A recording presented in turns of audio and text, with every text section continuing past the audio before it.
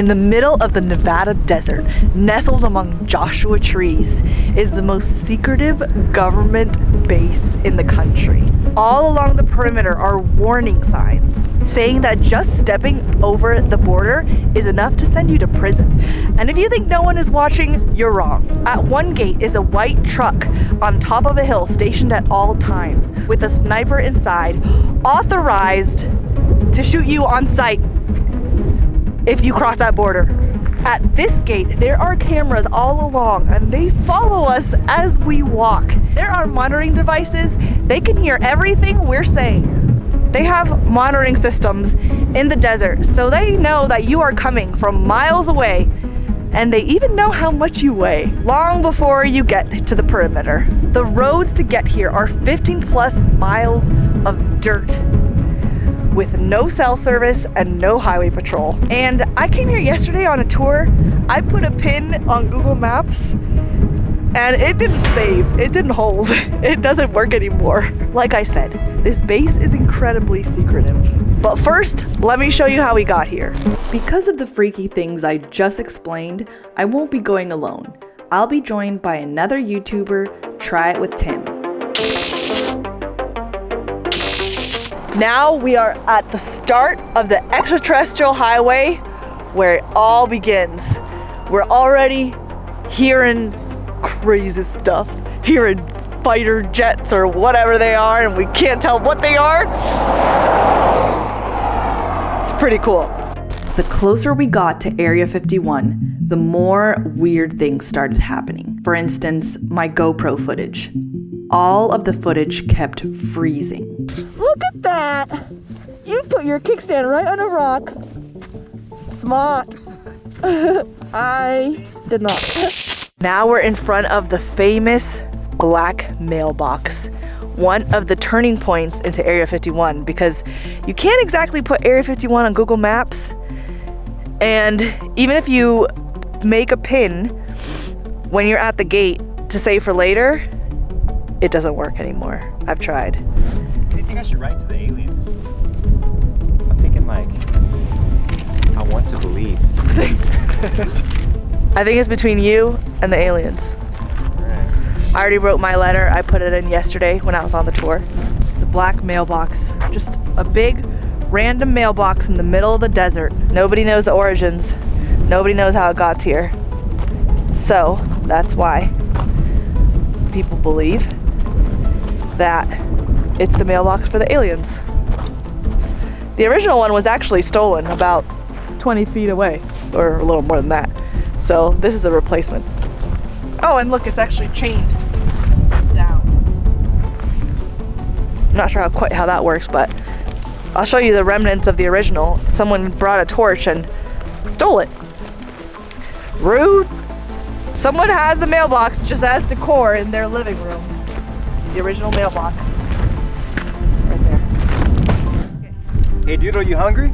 No? Got some kidney beans if you are, and That's for the alien! a lollipop. Put that back, that's not yours. That's for the Asgard. Got my note. That's for E.T. I think my note's still in there. I think I see it. I'm just gonna leave it. Yes, there it is. Going in. Come check it out. Might be the winning lotto numbers. Boom. Ready to roll? All right, let's get an alien burger. Because in case we get detained and we can't eat for like 18 hours.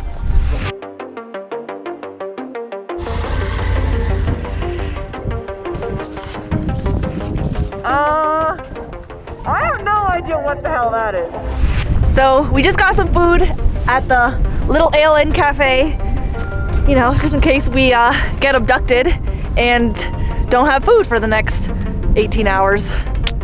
This may be our last meal before we go to another universe. And something really freaky happened when we got here. So we were looking at this dust cloud that, by the way, wasn't moving in this wind. And then there was a plane. I swear I recorded that plane. I swear I did. And it's just gone. It's not on my phone anymore. And I heard someone say on a tour that happened to someone else. They took a picture of a plane they saw out here because it was weird and cool looking. And when they got back to Las Vegas, out of all their pictures they had from the day, that one picture was missing. And I swear that's what just happened to me. Tim, I don't think Tim believes me. I believe you. You do? I feel like I saw you hit record. And then I'm surprised, yeah. Okay, you see? We'll know for sure. Once I check my GoPro footage is gone, then there's something crazy going on.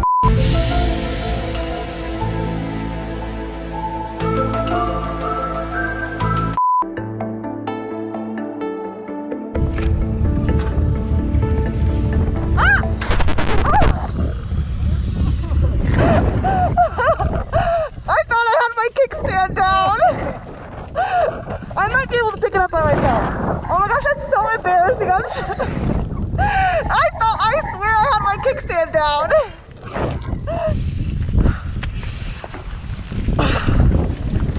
Thank you. Okay. Yeah, let me just get that kickstand down. All right. Clear. We're here. We are here. Front gate, Area 51. What's that thing you have on the back of your helmet? This is an alien SOS signal. I'm just kidding. It's wire free and it lights up when you're stopping or slowing down. I originally got it for my night riding challenge, but now I just wear it all the time because it's more visibility on the road. A couple of like 20-something engineers were on Shark Tank and they made it. It just senses when you slow down? Yeah, it's like, and it's wire free. Like, look, my hand will set it off. I'll show you. And I reached out to them before I did this cross country series and told them that I told Break Free, listen, I love your stuff. Do you want to sponsor this cross country series? And they said yes. So shout out to Break Free for sponsoring this video because crossing America by motorcycle is not cheap. Okay, so I'll show you. Nice. Yeah. It's definitely noticeable. But... Yeah. I am glad to see that we're not the only people that visit Area 51. Hello again. Hello. There's what? There's treacle. What's that? That's a bush that'll hop up with an AR-15 and say, Are you serious? Hands up. Put your hands up. I'm not going to tell you again. Right. Turn around. They don't hide it. There's tripods up there with cameras right there in listening devices. They make it known. You're getting close. So I'd never really given aliens a second thought, honestly, outside of Star Trek until I came here, and now I'm like, it's real. And I was talking with Tim earlier today. Tim, have you ever thought about aliens, or have you ever seen a UFO, or has this ever been on your radar before? Yeah. Well, I've always been fascinated with, aliens and extraterrestrial life. And I'd say recently, I feel like I have seen some unidentified flying objects. I was teaching my dad how to fly a drone, and then we put it up, and then as it was up there, we looked over and we saw probably like a dozen or so little objects. I thought they were like metallic balloons at first because they had a shimmer and then they kind of they're just kind of glistening. But then I saw that they started to make these formations, and yeah, so they made like a triangle formation. They were flying in unison, and then they kind of just disappeared. Never forget it. That sounds cool. So even from the gate, I can't see a single building, just more desert and mountains. So this could all be a ruse for the real location. I would have considered myself fairly neutral when it comes to patriotism compared to others until I came here. The fact that we're allowed to come here at all, even if it's just the gate, and that Bob Lazar is still alive and he was just on a podcast on Joe Rogan several years ago, that's pretty amazing.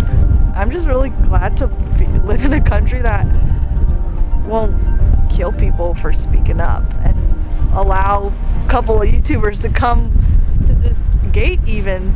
I mean, maybe there's nothing here, I don't know, but I mean, the fact that we're allowed to be here is pretty cool. I mean, to an extent.